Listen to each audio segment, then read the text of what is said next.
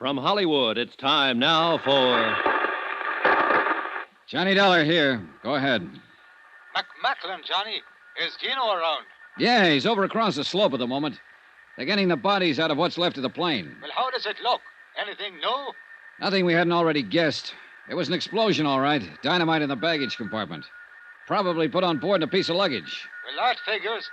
I've run into something down here in the city along those same lines. What do you mean? The ground crew remembers one of the baggage handlers acting strange before Flight 6 took off last night. A man named Ramirez. What do you mean strange? They say he had one suitcase that he wouldn't let any of the other handlers touch. Put it on the plane himself just before takeoff. Hey, you know anything about tigers, Mac? Tigers? I'm about to tangle with one.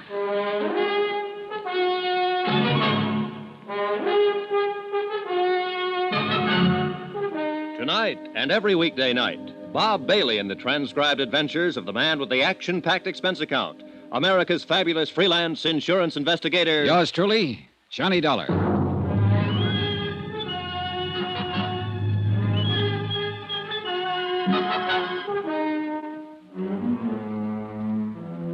From Special Investigator Johnny Dollar, location Mexico City, to the Home Office Guaranteed Transport Insurance Company, Hartford, Connecticut. Assignment, the Flight 6 matter. Expense account continued. I was taking Gino Romero's word for it that the girl was a tiger. His word and my own instincts. At first glance, she seemed soft, shy, and lovely. Then you sensed a wildness about her, a kind of suppressed violence that brought you up short and made you stop and reappraise her. She leaned against a tree, watching the bodies of the plane crash victims being carried down the slope and placed in the Army Jeep, with no sign of emotion on her face. Cool, detached. She had no reason to be here, and I wondered why she was. The only way I knew of finding out was to ask her. Yes, what is it? You're Marvel Terrence, I believe. That's right, and I've not met you somewhere before. No, but you're about to. My name is Johnny Dollar. I'm an investigator for an insurance company up in the States. I'm sure it must be very interesting work. Sometimes, on some jobs. Other times, it's only dirty and disgusting. Like this time, for instance. Well, we all have our problems. Maybe I can help you with yours, Miss Terrence. Run along, will you? I'm not in the mood. Oh, you amaze me. I think that seeing 10 bodies picked up and hauled away ought to put anyone in a gay, carefree mood. Look, beat it. You came out here sightseeing, didn't you, 20 miles from town? So you must like this kind of thing. I had friends on that plane, Mr. Dollar. So did a lot of other people. But maybe not as good friends as you had. I don't know what you're talking about, and I don't care. E.H. Palmer and Jim Rourke? Were those your friends, Miss Terrence? Now, let's get this straight. I'm not interested in playing footsies or any other game you have in mind. You're wasting your time, Buster. Now get going. Oh, wait a minute. Maybe you've got the wrong idea. This isn't just a social chat. No, you want to help me with my problem. Just one problem. I'm wondering how you're going to spend that $50,000. What? Yeah, that's a fair-sized chunk of money to drop right out of the sky. What are you talking about? What $50,000? The money you'll get from the deaths of your two friends, Palmer and Rourke. What do you mean? Say, tell me, were you with them at the airport last night when Flight 6 took off? Yes, I was. Then you but must have known that they both took out flight policies, and that both of them named you as beneficiary. No. No, I didn't know. I wasn't with them exactly. At least not up until takeoff. Then you claim this is all just a big surprise. Of course, I didn't know a thing about it. But it's just like them. It's what they do.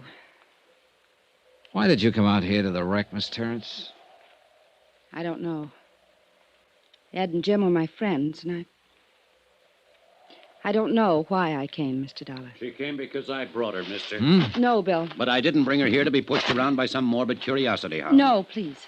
This is Johnny Dollar, Bill. He's an insurance investigator. Bill Blakely, Mr. Dollar. Oh. Hello? He was asking me some questions. Why you? Because Ed and Jim both took out insurance policies in my name. What? Flight accident policies, $50,000 worth.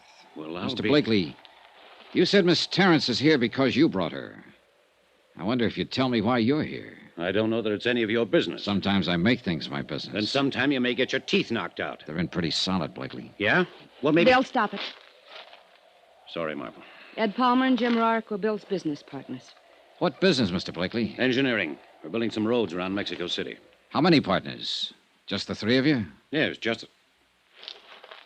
That's right, Dollar. The business belongs to me now. What about it? Nothing about it. Congratulations. One more crack Bill, like I that... said stop it. Let's go, Marvel. I've got to get back to town. Wait for me at the truck. I'll be there in a few minutes. All right. Suit yourself. Dollar, just one thing. Don't push me. Blakely, 10 people died over there on that hillside last night. They were murdered. I intend to find out who did it. And if it takes pushing to find out, then I'll push. See you around. Yeah. You probably will. This thing hit Bill pretty hard, Mr. Dollar. You have to make allowances. How long have you known him? A couple of months. And Palmer and Rourke? The same.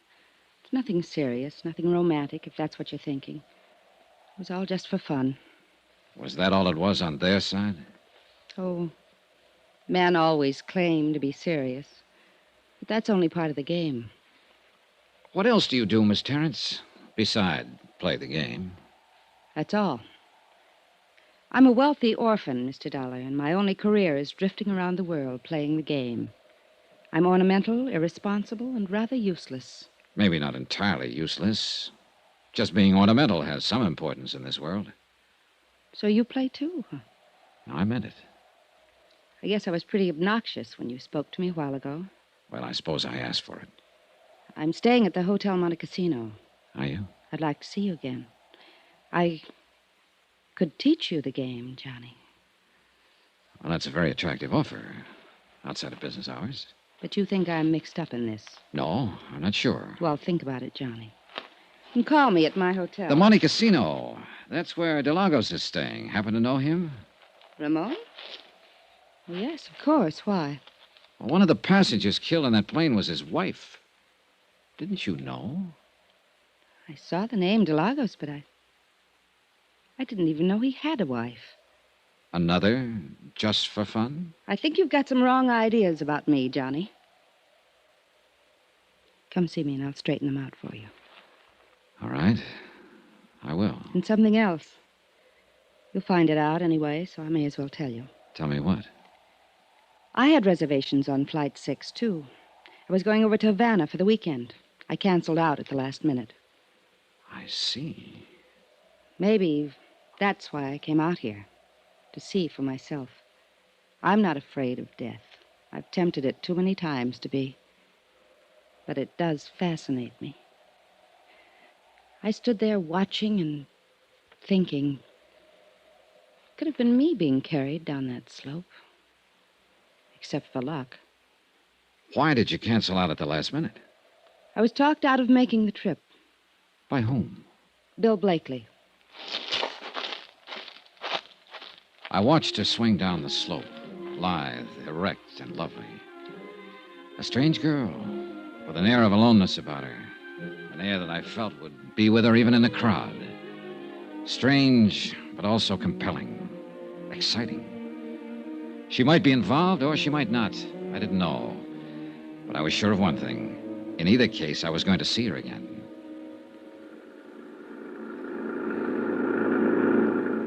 An hour later, Gino Romero and I were heading back toward the city in the government jeep, leaving behind us the wrecked plane, the crushed trees, and the lonely slope on the mountain. You have found the young lady of interest, senor? Yeah, I found her of interest. Always she's doing the crazy things. Daredevil, flirting with the eyes, looking for danger. Playing the game, she calls it. Si, senor. Playing the game. Qué lástima. It is too sad that 10 persons are not be playing the game now anymore. Oh, it's all right, Gino. I'm not that much under her spell. ¿Qué dice? If she's guilty in any way, I'll pin it on her just as quick as the next one. Oh, but I did It's not all right, mean that... forget it. No, I do not think she's guilty. It is not a thing she would do, and she does not need the money. She's very rich. Do you know that? Everybody says so. Well, that's what I mean. It's worth checking into. Es posible, but I still do not think she would do such a thing. It is too terrible. And she's too beautiful. Maybe I ought to give you the advice, Gino. Before the beauty of a woman, senor, we are all as brothers, like Senor Blakely. I see he would look very disturbed. Yeah, he did get a little hot under the collar. What do you know about him, Gino? Almost nothing. He's come here for 3 months now, making the road. And his partners, Palmer and Rourke, who were killed in the plane crash. What do you know about them? The same. Nothing. They all arrive together. Always they work together, play together. Then along came Marvel Terrence. True. They were all rivals for the senorita. And there is one thing. What's that? They have the building for the machinery outside the city, the warehouse, you call it. What about it?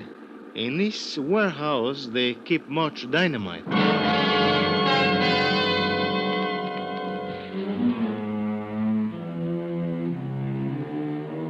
Gino dropped me at my hotel, the Del Prado, on Avenida Juarez. I changed clothes, cleaned up, sent some telegrams to the States. And about that time, Mac Macklin phoned up from downstairs and asked me to join him in the bar.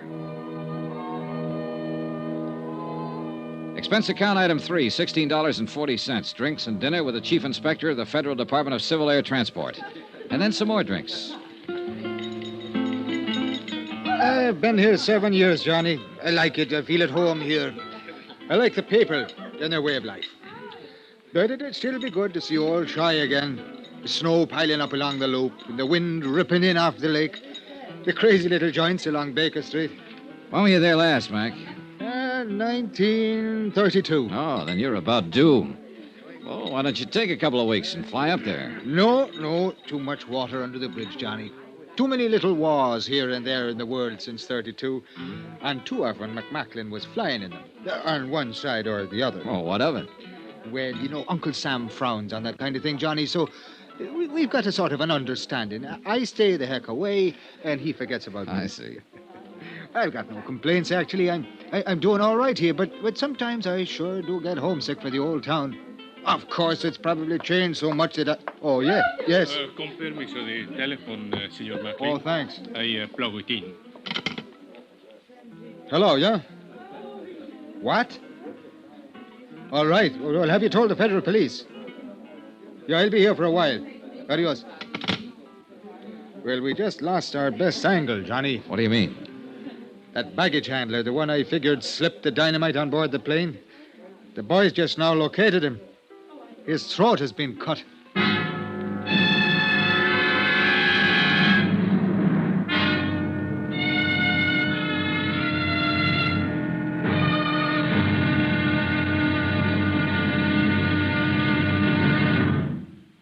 Now, here's our star to tell you about tomorrow's intriguing episode of this week's story. Tomorrow, a bereaved relative lies. A frustrated lover comes up fighting. And a lovely lady in the case just vanishes. Join us, won't you? Yours truly, Johnny Dollar.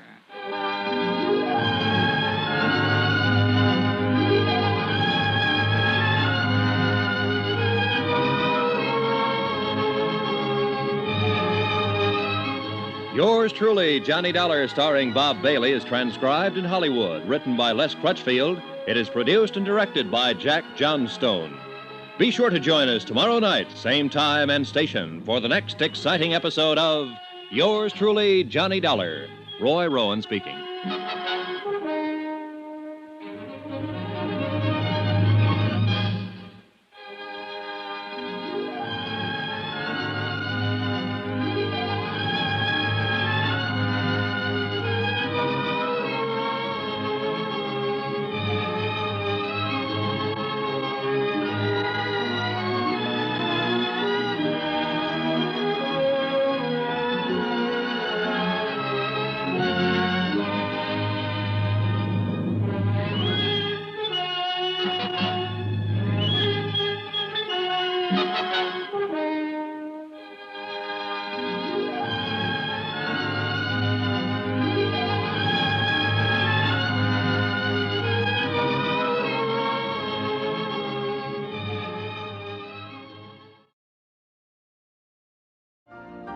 You've been listening to the OTR Gold Network. Find more classic radio at otrgold.com.